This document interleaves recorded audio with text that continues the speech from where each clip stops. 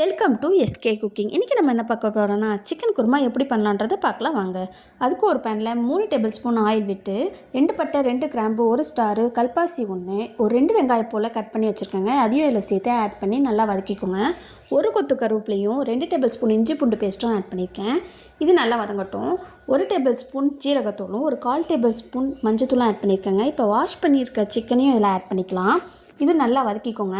இப்போ நான் 2 வெங்காயத்துக்குள்ளே 4 தக்காளி போல் கட் பண்ணி வச்சுருக்கேன். இதில் ஆட் பண்ணிக்கோங்க. இது நல்லா வதங்கட்டுங்க. இப்போ மூடி போட்டு ஒரு 5 நிமிஷம் ஹை ஃப்ளேமில் வச்சுக்கோங்க. இது நல்லா வெந்து வரட்டும். அதுக்குள்ளே நம்ம இதுக்கு தேவையான மசாலா ஆட் பண்ணிக்கலாங்க.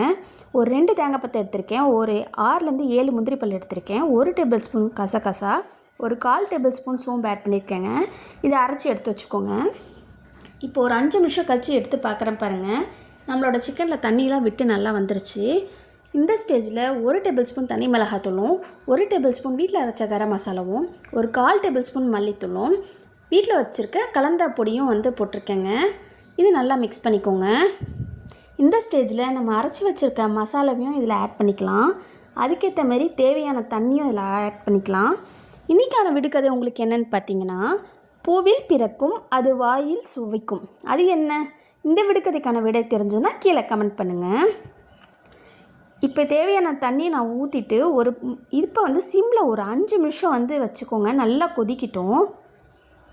ஒரு 5 நிமிஷம் கழித்து எடுத்து பார்த்திங்கன்னா நம்மளோட சிக்கன் குருமா ரெடி ஆகிடுச்சுங்க. இந்த ஸ்டேஜில் புதினா கொத்தமல்லி ஆட் பண்ணி சாப்பாடோட சர்வ் பண்ணி சாப்பிட்டிங்கன்னா சூப்பராக இருக்குங்க.